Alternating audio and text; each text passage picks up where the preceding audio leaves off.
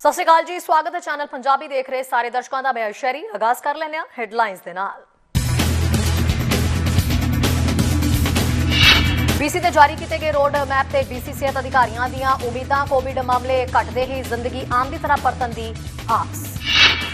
BC reopen योजना ਤੇ theatre ਮਾਲਕਾਂ ਨੇ ਚੁੱਕੇ ਸਵਾਲ। ਕਿਹਾ ਹੋਟਲਾਂ 'ਚ ਬੈਠ ਕੇ ਖਾਣਾ ਖਾਧਾ ਜਾ ਸਕਦਾ ਤਾਂ ਥੀਏਟਰ 'ਚ ਬੈਠ ਕੇ ਫਿਲਮ ਦੇਖਣ ਤੇ ਕਿਉਂ ਇਤਰਾਜ਼। ਖਬਰਾਂ ਵਿਸਥਾਰ ਦੇ ਨਾਲ। ਕਦੋਂ ਤੱਕ ਕੈਨੇਡਾ ਵਾਸੀਆਂ ਦੀ ਜ਼ਿੰਦਗੀ ਪਹਿਲਾਂ ਦੀ ਤਰ੍ਹਾਂ ਵਾਪਸ ਪਰਤੇਗੀ? BC ਵਾਸੀ ਕਦੋਂ ਕਰ ਸਕਣਗੇ ਇਕੱਠ? ਅਤੇ ਇਸ ਵਾਰ ਗਰਮੀ ਦੀਆਂ ਛੁੱਟੀਆਂ ਦੇ ਵਿੱਚ ਕਿਤੇ ਜਾਣ ਨੂੰ ਦਿਲ ਕੀਤਾ ਤਾਂ ਕੀ ਤਿਆਰੀ ਕੀਤੀ ਜਾ ਸਕਦੀ ਹੈ?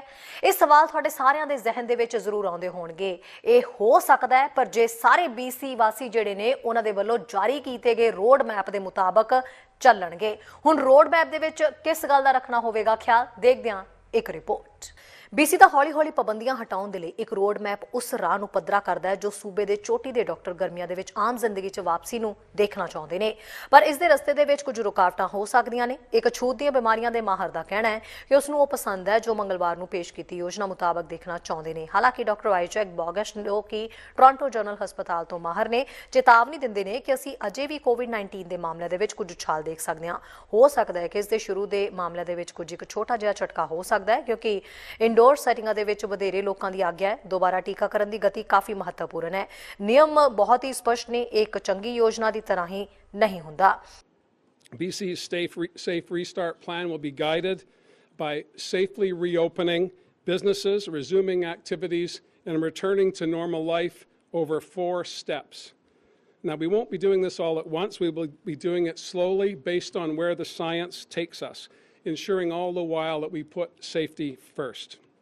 And we do this by monitoring infections in the community, by making sure that we keep hospitalizations down, and we make sure that our ICUs are not at capacity. And the way we do that is by making sure that our vaccination rates continue to go up. The circuit breaker restrictions that we put in place 6 weeks ago have accomplished what they set out to do. We've seen these restrictions reduce transmission rates and give our vaccine rollout time to take effect. And the vaccination rollout is what got us to this point in the first place. And if we continue to see vaccinations go up, we'll be able to move to the next stages of the restart faster. But as we move to phase 1 of the official plan, we need to make sure that we have metrics in place so the public understands where we are and where we want to go. Obviously, vaccination rates will be a key part of that, but so will transmission, case counts, as well as hospitalizations. And it's not just about the dates, it's also about the data. The restart plan focuses, of course, on today as step 1, and then subsequent steps as we go through the summer. That will all be guided by case counts, by vaccination rates, by hospitalizations. And Dr. Henry will go into more detail on that in a few moments. But starting today, British Columbia will reopen with a series of 4 steps. And it starts by lifting the circuit breaker restrictions that have been in place for some 6 weeks now. And what does that mean for British Columbians? It means you'll be able to enjoy a meal in a restaurant with some friends. It means you'll be able to have more guests over to your home or have a barbecue tonight in your backyard. It means that travel within your regions will be okay, but we want to stay in those 3 key regions, the island, the rest of British Columbia, and the lower mainland. The observations to stay local have been lifted, but the restrictions on travel have not. We want people to continue to use their common sense, not just in terms of where you travel and how you act, but also being guided by what your impact could be on not just yourself and your family, but others in the community. ਬੋਗਸ਼ ਦਾ ਕਹਿਣਾ ਹੈ ਕਿ ਇਕੱਤਰ ਹੋਣਾ, ਖੇਡਾਂ ਤੇ ਕਦਮਾਂ ਦੇ ਵਿੱਚ ਯਾਤਰਾ ਕਰਨ ਵਰਗੀਆਂ ਚੀਜ਼ਾਂ ਦੀ ਵਾਪਸੀ ਦੇ ਵਿੱਚ ਕਦਮ ਚੁੱਕਣ ਦੀ ਯੋਜਨਾ ਚੰਗੀ ਤਰ੍ਹਾਂ ਸੋਚੀ ਗਈ ਹੈ ਤੇ ਸੁਰੱਖਿਅਤ ਪ੍ਰਤੀਤ ਹੁੰਦੀ ਹੈ। ਉਹ ਨੋਟ ਕਰਦੇ ਨੇ ਕਿ ਦੂਜੇ ਪ੍ਰਾਂਤਾਂ ਦੁਆਰਾ ਰੱਖੀ ਗਈ ਤਜਵੀਜ਼ਾਂ ਨੂੰ ਦੁਬਾਰਾ ਆਰੰਭ ਕਰਨ ਦੇ ਲਈ ਇਸ ਦੇ ਵਿੱਚ ਕਈ ਸਮਾਨਤਾਵਾਂ ਅਤੇ ਹਮੇਸ਼ਾ ਇਹਨਾਂ ਦੀ ਜਾਂਚ ਕੀਤੀ ਜਾਏਗੀ। ਬੇਸ਼ੱਕ ਇਹ ਹਮੇਸ਼ਾ ਇੱਕ ਬਹੁਤ ਵਿਵਾਦਪੂਰਨ ਮੁੱਦਾ ਬਣਨ ਜਾ ਰਿਹਾ ਹੈ। ਕੁਝ ਲੋਕ ਇਸ ਨੂੰ ਬਹੁਤ ਤੇਜ਼ ਤੇ ਕੁਝ ਹੌਲੀ ਵੀ ਕਹਿਣਗੇ, ਸੋ ਵੱਖ-ਵੱਖ ਵਿਅਕਤੀ ਇਸ ਤੇ ਆਪਣਾ ਵੱਖਰਾ ਨਜ਼ਰੀਆ ਰੱਖਣਗੇ। ਜੇ ਸਭ ਕੁਝ ਯੋਜਨਾਬੰਦੀ ਦੇ ਤਰੀਕੇ ਨਾਲ ਹੋਵੇਗਾ ਤਾਂ ਸੂਬੇ ਦਾ ਕਹਿਣਾ ਹੈ ਕਿ ਬ੍ਰਿਟਿਸ਼ ਕੋਲੰਬੀਅਨ ਫਿਲਮਾਂ ਦੇਖਣ ਜਾ ਸਕਣਗੇ, ਛੋਟੇ-ਛੋਟੇ ਘਰੇਲੂ ਵਿਆਹ ਦੇਖ ਸਕਣਗੇ, ਗਰਮੀਆਂ ਦੀਆਂ ਛੁੱਟੀਆਂ ਤੇ ਜਾ ਸਕਣਗੇ ਜੂਨ ਦੇ ਅੱਧ ਤੱਕ।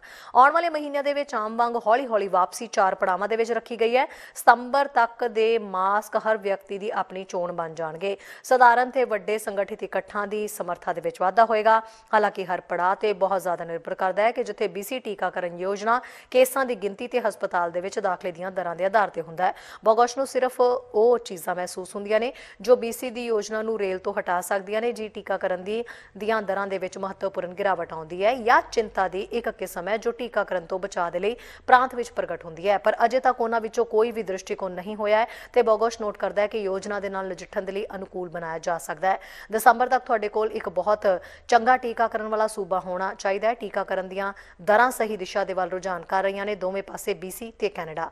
ਬੇਸ਼ੱਕ ਇਸ ਵਾਰ 100% ਨਹੀਂ ਹੁੰਦਾ, ਇਸ ਦਾ ਮਤਲਬ ਇਹ ਨਹੀਂ ਹੈ ਕਿ ਵਾਇਰਸ ਖਤਮ ਹੋ ਜਾਏਗਾ, ਪਰ ਉਸ ਸਮੇਂ ਤੁਹਾਡੇ ਕੋਲ ਕਮਿਊਨਿਟੀ ਪੱਧਰ ਦੀ ਮਹੱਤਵਪੂਰਨ ਸੁਰੱਖਿਆ ਹੋਵੇਗੀ ਤੇ ਇਹ ਕਹਿਣਾ ਉਚਿਤ ਹੈ ਕਿ ਇਹ ਖੁੱਲ੍ਹਣਾ ਗੈਰ ਜ਼ਰੂਰੀ ਨਹੀਂ ਹੈ।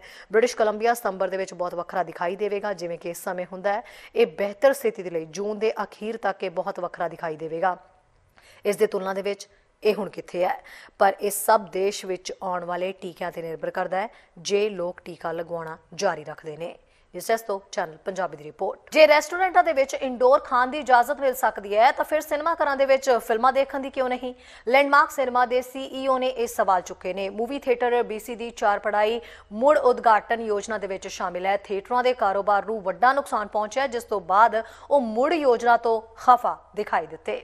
BC ਵਾਸੀਆਂ ਦੇ ਲਈ ਇੱਕ ਖਬਰ ਹੈ। ਜੀ ਹਾਂ, ਕੁਝ ਹਫ਼ਤਿਆਂ ਦੇ ਵਿੱਚ ਬ੍ਰਿਟਿਸ਼ ਕੋਲੰਬੀਆ ਨੂੰ ਇੱਕ ਫਿਲਮ ਥੀਏਟਰ ਦੇ ਵਿੱਚ ਆਉਣ ਦੀ ਇਜਾਜ਼ਤ ਦਿੱਤੀ ਜਾਏਗੀ, ਪਰ ਲੈਂਡਮਾਰਕ ਸਿਨੇਮਾ ਦੇ CEO BC ਉਦਯੋਗ ਦੇ ਸਥਾਨ ਬਾਰੇ ਦੁਬਾਰਾ ਖੁੱਲ੍ਹਣ ਦੀ ਯੋਜਨਾ ਤੋਂ ਖੁਸ਼ ਨਹੀਂ ਹੈ, ਜਦੋਂ COVID-19 ਦੌਰਾਨ ਬੰਦ ਹੋਇਆ ਸੀ। ਬਿਲ ਵਾਕਰ ਦਾ ਕਹਿਣਾ ਹੈ ਕਿ ਇਹ ਅਸਪਸ਼ਟ ਹੈ ਕਿ ਉਹਨਾਂ ਨੂੰ ਅਜੇ ਜੂਨ ਤੱਕ ਇੰਤਜ਼ਾਰ ਕਿਉਂ ਕਰਨਾ ਪਏਗਾ, ਜਦੋਂ ਲੋਕ ਪਹਿਲਾਂ ਹੀ ਕਿਸੇ ਰੈਸਟੋਰੈਂਟ ਦੇ ਵਿੱਚ ਦੋਸਤਾਂ ਦੇ ਨਾਲ ਖਾਣਾ ਖਾ ਸਕਦੇ ਨੇ। ਤਾਂ ਉਹਨਾਂ ਕਿਹਾ ਕਿ ਅਸੀਂ ਇਹ ਸਮਝ ਨਹੀਂ ਪਾ ਰਹੇ ਕਿ ਸਾਨੂੰ ਕਿਉਂ ਇੱਕ ਉੱਚ ਜੋਖਮ ਵਾਲੇ ਸਥਾਨ ਵਜੋਂ ਸ਼੍ਰੇਣੀਬੱਧ ਕੀਤਾ ਜਾਂਦਾ ਹੈ, ਜਦੋਂ ਕਿ ਇਸ ਮਹਾਮਾਰੀ ਦੌਰਾਨ ਫਿਲਮ ਥੀਏਟਰ ਦੇ ਨਾਲ ਜੁੜਿਆ ਇੱਕ ਵੀ ਕੋਵਿਡ ਕੇਸ ਨਹੀਂ ਆਇਆ ਤੇ ਥੀਏਟਰ ਰਾਹੀਂ ਕਿਸੇ ਦੇ ਸੰਪਰਕ ਦੇ ਵਿੱਚ ਆਉਣ ਦਾ ਵੀ ਕੋਈ ਸ਼ੱਕੀ ਮਾਮਲਾ ਨਹੀਂ ਸਾਹਮਣੇ ਆਇਆ।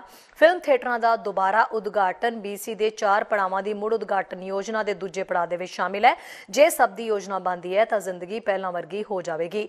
ਵਾਕਰ ਵਰਤਮਾਨ ਪਾਬੰਦੀਆਂ ਨੂੰ ਸਹੀ ਮਹਿਸੂਸ ਨਹੀਂ ਕਰਦੇ। ਉਹਨਾਂ ਕਿਹਾ ਕਿ ਮੈਂ ਇਸ ਹਫ਼ਤੇ ਦੇ ਅੰਦਰ ਘਰੇਲੂ ਇਕੱਠ ਕਰ ਸਕਦਾ, ਪਰ ਮੈਂ ਆਪਣੇ ਪਰਿਵਾਰ ਦੇ ਨਾਲ ਫਿਲਮ ਥੀਏਟਰ ਨਹੀਂ ਜਾ ਸਕਦਾ। ਵਾਕਰ ਨੇ ਕਿਹਾ ਕਿ ਸੱਚਮੁੱਚ ਸਾਡਾ ਮੰਨਣਾ ਹੈ ਕਿ ਸਾਨੂੰ ਹੱਲ ਦਾ ਇੱਕ ਹਿੱਸਾ ਹੋਣਾ ਚਾਹੀਦਾ ਹੈ। ਵਾਕਰ ਨੇ ਕਿਹਾ ਕਿ ਫਿਲਮ ਸਿਨੇਮਾ ਘਰਾਂ ਦਾ ਬੰਦ ਹੋਣਾ ਵਿਨਾਸ਼ਕਾਰੀ ਰਿਹਾ ਹੈ। ਸਾਨੂੰ ਸਪਸ਼ਟ ਤੌਰ ਤੇ ਕਾਫੀ ਗਿਣਤੀ ਦੇ ਵਿੱਚ ਕਰਮਚਾਰੀਆਂ ਦੀ ਗਿਣਤੀ ਕਰਨੀ ਪਈ। ਇੱਕ ਕਾਰੋਬਾਰੀ ਦੇ ਲਈ ਉਹਨਾਂ ਲਈ ਕਾਫੀ ਮੁਸ਼ਕਿਲ ਸੀ।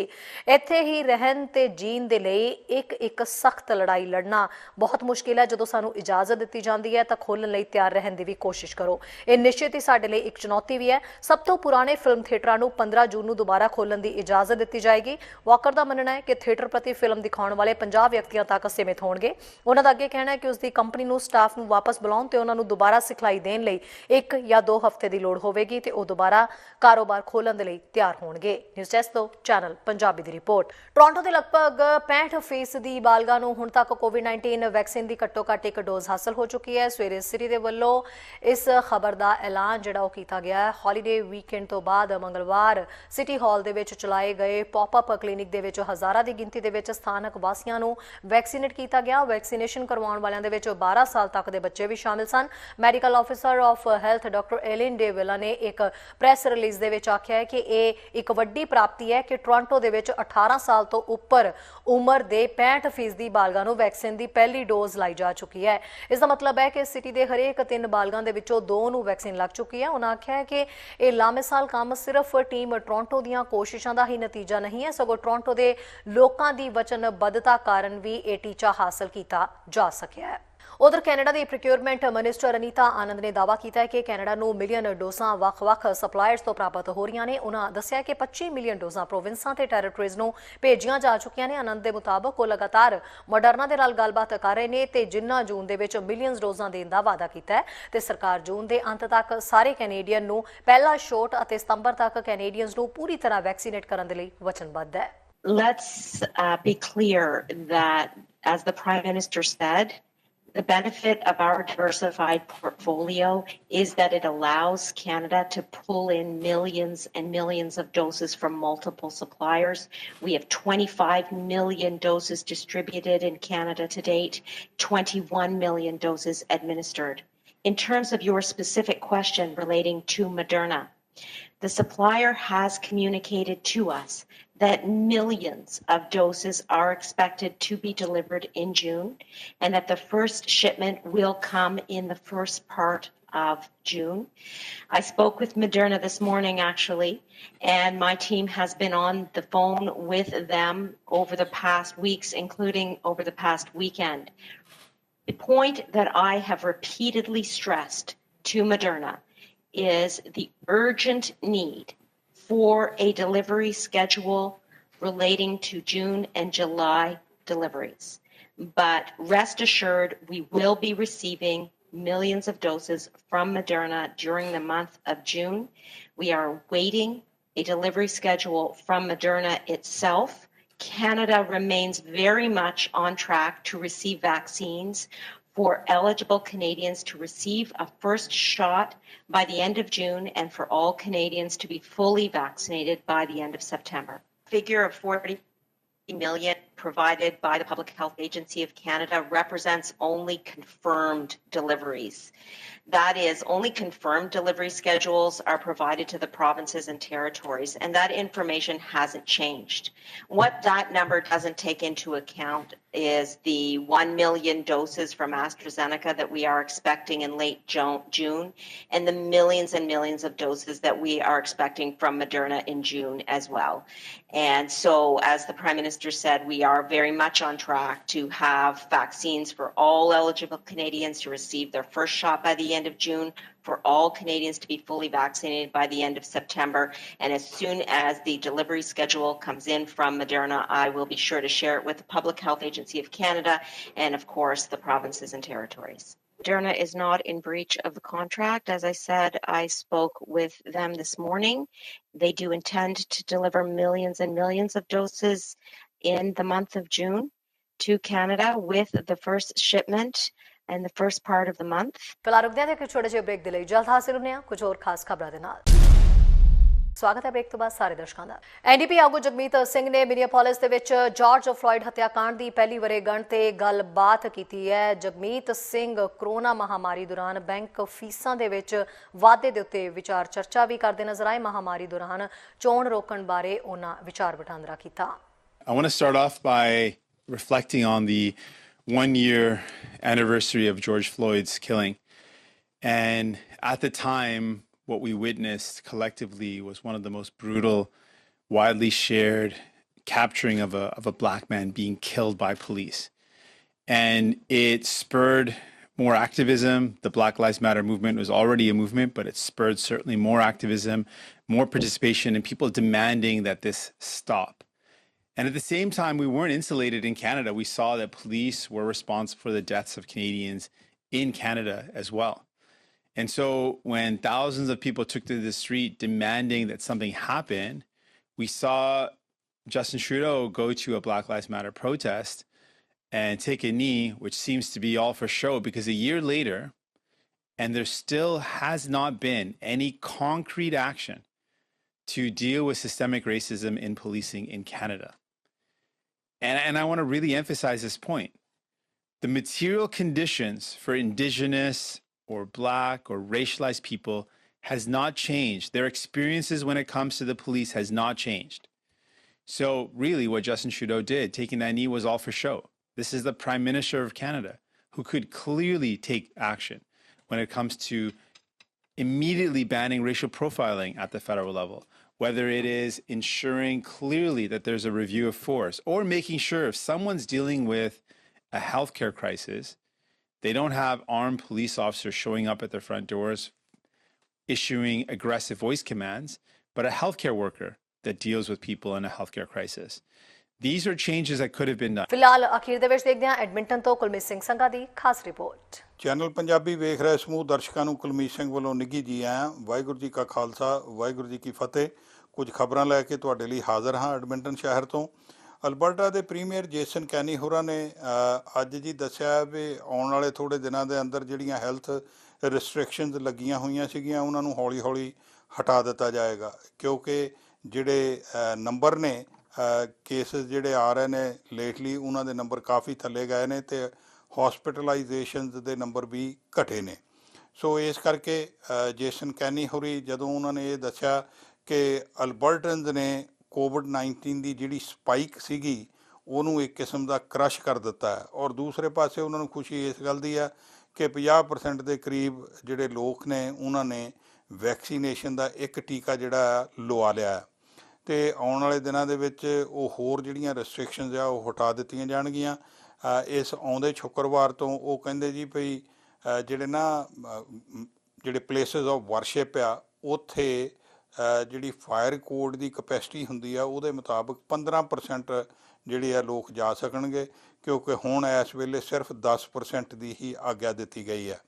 ਔਰ ਨਾਲ ਦੀ ਨਾਲ ਆਉਂਦੇ ਮੰਗਲਵਾਰ ਨੂੰ ਜਿਹੜੇ ਰੈਸਟੋਰੈਂਟਸ ਹੈਗੇ ਆ ਉਹਨਾਂ ਦੇ ਪੈਟੀਓ ਜਿਹੜੇ ਨੇ ਉਹ ਖੋਲ੍ਹੇ ਜਾ ਸਕਣਗੇ ਡਾਈਨਿੰਗ ਲਈ, ਔਰ ਨਾਲ ਦੀ ਨਾਲ ਜਿਹੜੇ ਹੈ ਨੇ ਜੀ ਸੈਲੂਨਸ ਉਹ ਵੀ ਖੋਲ੍ਹ ਦਿੱਤੇ ਜਾਣਗੇ। ਅਤੇ ਉਦੋਂ ਬਾਅਦ ਜਿਹੜੇ ਹੈਗੇ ਆ ਥੀਏਟਰ, ਲਾਇਬ੍ਰੇਰੀ ਅਤੇ ਜਿਮਸ ਉਹਨਾਂ ਨੂੰ ਵੀ ਉਹ ਕਹਿੰਦੇ ਆਗਿਆ ਦੇ ਦਿੱਤੀ ਜਾਏਗੀ ਖੋਲ੍ਹਣ ਦੀ, ਔਰ ਨਾਲ ਦੀ ਨਾਲ ਇਨਡੋਰ ਡਾਈਨਿੰਗ ਜਿਹੜੀ ਆ ਉਹ ਵੀ, ਔਰ ਉਹ ਤਕਰੀਬਨ ਜੂਨ ਦੇ ਅੱਧ ਵਿੱਚ ਇਹ ਗੱਲਬਾਤ ਹੋਵੇਗੀ। ਅਤੇ ਤੀਸਰੇ ਫੇਜ਼ ਵਿੱਚ ਉਹ ਕਹਿੰਦੇ ਵੀ ਸਾਰੀਆਂ ਜਿਹੜੀਆਂ ਰਿਸਟ੍ਰਿਕਸ਼ਨਸ ਹੈਗੀਆਂ ਉਹ ਲਿਫਟ ਕਰ ਦਿੱਤੀਆਂ ਜਾਣਗੀਆਂ, ਯਾਨੀ ਕਿ ਹਟਾ ਦਿੱਤੀਆਂ ਜਾਣਗੀਆਂ।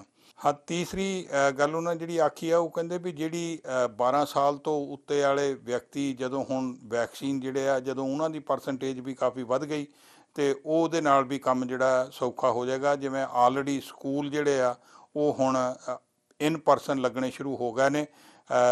ਫੋਰਟ ਮੈਕਮਰੀ ਦੇ ਏਰੀਏ ਦੇ ਵਿੱਚ ਜਿਹੜੇ ਨੇ ਉਹ ਔਨਲਾਈਨ ਚੱਲ ਰਿਹਾ, ਪਰ ਬਾਕੀ ਸੂਬੇ ਦੇ ਵਿੱਚ ਜਿਹੜੇ ਆ ਤੁਸੀਂ ਉੱਥੇ ਬੱਚੇ ਭੇਜ ਸਕਦੇ ਹੋ ਸਕੂਲਾਂ ਵਿੱਚ, ਔਰ ਉੱਥੇ ਕਲਾਸਾਂ ਲੱਗਣੀਆਂ ਆਰੰਭ ਹੋ ਚੁੱਕੀਆਂ ਨੇ। ਔਰ ਉਹਨਾਂ ਦਾ ਕਹਿਣਾ ਕਿ 1 ਜੁਲਾਈ ਨੂੰ ਜਦੋਂ ਕੈਨੇਡਾ ਡੇ ਹੋਵੇਗਾ ਉਹ ਕਹਿੰਦੇ ਵੀ ਸਾਰੀਆਂ ਰਿਸਟ੍ਰਿਕਸ਼ਨਸ ਹਟੀਆਂ ਹੋਣਗੀਆਂ ਅਤੇ ਤੁਸੀਂ ਜਿੱਦਾਂ ਪਹਿਲਾਂ ਦਿਨ ਮਨਾਉਂਦੇ ਸੀ ਉਸੇ ਤਰ੍ਹਾਂ ਹੀ ਮਨਾ ਸਕੋਗੇ। ਨਾਲ ਦੀ ਨਾਲ ਜਿਹੜਾ ਕੈਲਗਰੀ ਸਟੈਂਪੀਡ ਆ ਉਹਦਾ ਵੀ ਉਹਨਾਂ ਨੇ ਜ਼ਿਕਰ ਕੀਤਾ ਵੀ ਉਹਦਾ ਆਨੰਦ ਮਾਣ ਸਕੋਗੇ, ਔਰ ਕਲੋਨਡਾਈਕ ਡੇਜ਼ ਦਾ ਵੀ। ਔਰ ਦੂਸਰੀ ਖਬਰ ਸਾਡੇ ਇਹ ਆ ਰਹੀ ਹੈ ਜੀ ਵੀ ਜਿਹੜਾ ਕਰੂਡ ਆਇਲ ਰੇਲ ਰਾਹੀਂ ਭੇਜਿਆ ਜਾਂਦਾ ਆ ਉਹਦਾ ਹੁਣ ਮਾਰਚ ਤੋਂ ਬਾਅਦ ਦੀ ਜਿਹੜੀ ਕਪੈਸਿਟੀ ਆ ਉਹ ਫੇਰ ਵੱਧ ਗਈ ਆ, ਵੋਲਿਊਮ ਜਿਹੜਾ ਜ਼ਿਆਦਾ ਹੋ ਰਿਹਾ। ਉਹਦਾ ਕਾਰਨ ਇਹ ਆ ਕਿ ਜਦੋਂ ਪਾਈਪਲਾਈਨ ਜਿਹੜੀਆਂ ਹੈਗੀਆਂ ਉਹਨਾਂ ਦੀ ਕਪੈਸਿਟੀ ਪੂਰੀ ਹੋ ਜਾਂਦੀ ਆ ਅਤੇ ਉਦੋਂ ਬਾਅਦ ਜਿਹੜਾ ਬਾਈ ਰੇਲ ਉਹਨੂੰ ਐਕਸਪੋਰਟ ਕੀਤਾ ਜਾਂਦਾ। ਪਹਿਲਾਂ ਇਹ ਕਪੈਸਿਟੀ ਬਿਲਕੁਲ ਹੀ ਮਤਲਬ ਜਿਹੜੀ ਸੀਗੀ ਜੀ ਬਾਈ ਰੇਲ ਵਾਲੀ ਘਟ ਗਈ ਸੀ, ਕਿਉਂਕਿ ਐਕਸਪੋਰਟ ਹੀ ਤੇਲ ਜਿਹੜਾ ਘੱਟ ਹੋ ਰਿਹਾ ਸੀਗਾ। ਪਰ ਹੁਣ ਜਿਉਂ-ਜਿਉਂ ਤੇਲ ਦੀਆਂ ਕੀਮਤਾਂ ਥੋੜ੍ਹੀਆਂ ਸਥਿਰ ਹੋਈਆਂ ਨੇ ਅਤੇ ਤੇਲ ਐਕਸਪੋਰਟ ਕੀਤਾ ਜਾ ਰਿਹਾ।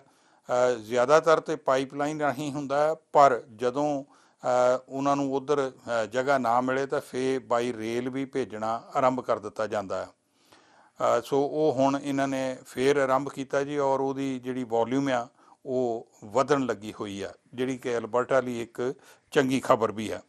ਔਰ ਤੀਸਰੀ ਖਬਰ ਇਹ ਹੈ ਜੀ ਵੀ ਸਾਡੇ ਸ਼ਹਿਰ ਦੀ ਟੀਮ ਐਡਮਿੰਟਨ ਆਇਲਰਸ ਜਿਹੜੇ ਆ ਉਹ ਪਲੇਆਫ ਵਿੱਚੋਂ ਬਾਹਰ ਹੋ ਗਏ ਨੇ, ਕਿਉਂਕਿ ਵਿਨੀਪੈਗ ਜੈਟਸ ਨੇ ਉਹਨਾਂ ਨੂੰ ਜਿਹੜਾ ਜੀ ਹਰਾ ਦਿੱਤਾ ਸੀਗਾ।